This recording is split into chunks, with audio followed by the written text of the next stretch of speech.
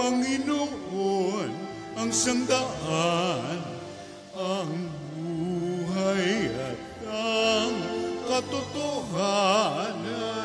Hallelujah! Hallelujah! Hallelujah! Ikaw, Panginoon, ang sangdaan, ang buhay at ang katotohanan.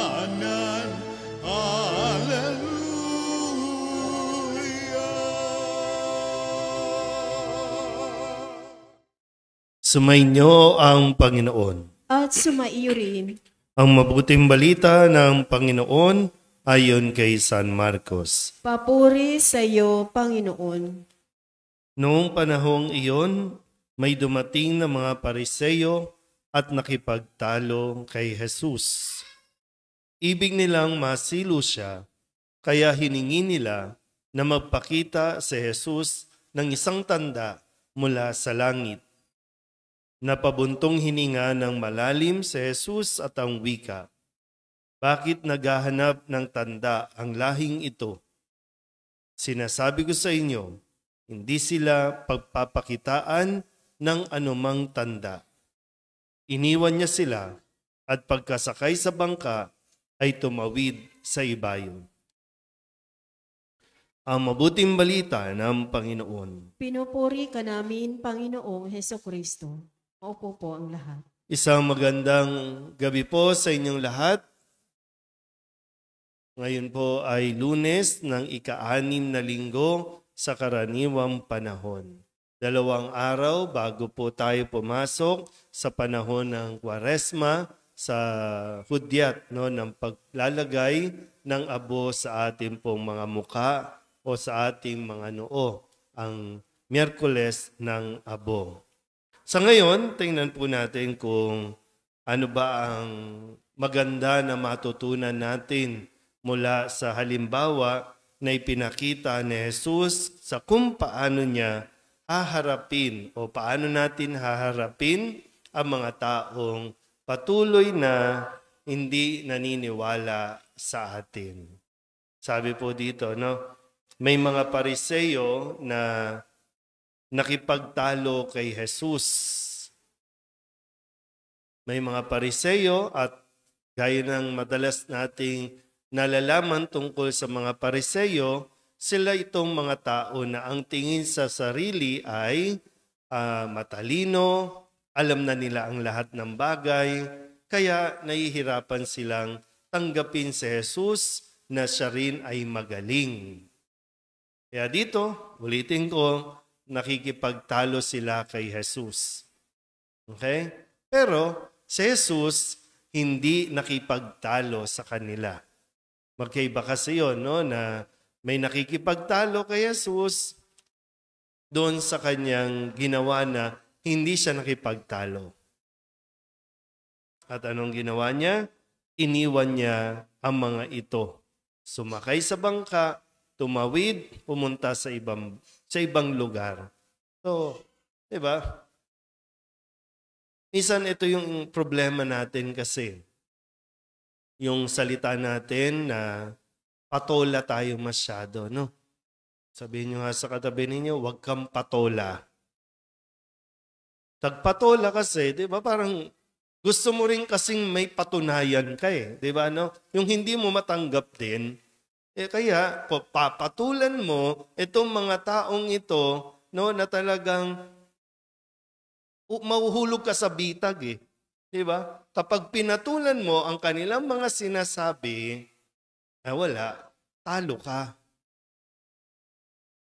Mai-stress ka lang, di ko alam. Ngayon, simula ng linggo, yung mga nagtatrabaho, hindi ko alam kung pagpasok nyo pa lang, dala-dala nyo pa yung mga samaan ng loob nung nakalipas na linggo o kaya yung inis mo sa kaopisina, inis mo sa mga kakatrabaho kasi pakiramdam mo talagang inaaway ka o gusto ka talagang subukan.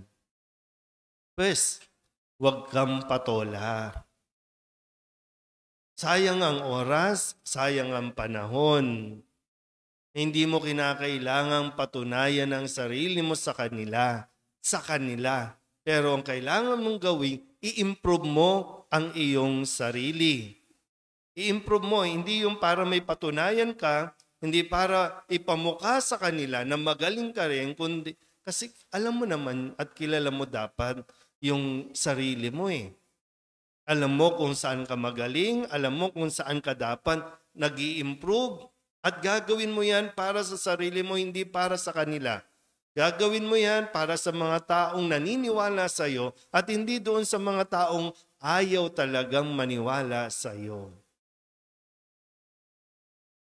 Hindi ko alam kung ano ba. Inaharap nyo ba yung mga nakikipagtalo sa inyo na yung sa umpisa, no? Kapag pwede kang makipag-usap, pero dapat alam mo na masasabi mo rin, ay wala, sarado ang isip nito, walang mapapala dito, walang mangyayari dito, useless to, nonsense to, iwan mo. Yung sa ngayon, sa modernong paraan natin, huwag ka nang mag-comment. Kahit na mag-comment sa post mo, huwag ka nang mag-comment. Comment back ka ng comment back. Pwede ngang, di ba, madali lang naman. I-unfriend mo. O pwede namang, hayaan mo lang siya.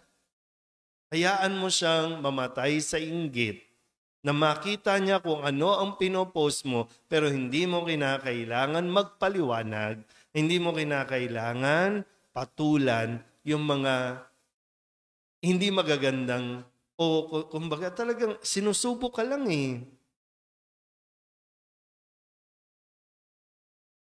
Anong gagawin natin?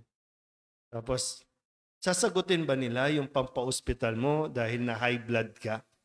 Hindi naman, di ba? So, ikaw lagi ang talo. Sino ang patola? Yan ang talo. Kasi may mga taong mang-iinis lang talaga. Minsan may mga taong wala lang magawa. Gusto ka lang inisin at kapag nainis ka, tuwan-tuwa sila. Mag-focus ka na lang sa pamilya mo. Mag-focus ka sa pagluluto, sa pag-aasikaso. Huwag mo ubusin sarili mo dyan sa social media. Inaabangan mo kung ano sasabihin sa iyo ng mga tao. Inaabangan mo, lalo na, inaabangan mo kung anong masasabi ng taong nang iinis sa iyo, iinisin mo rin. So, ano mangyayari sa atin? Wala, napako na tayo doon. Hindi na tayo nakaalis.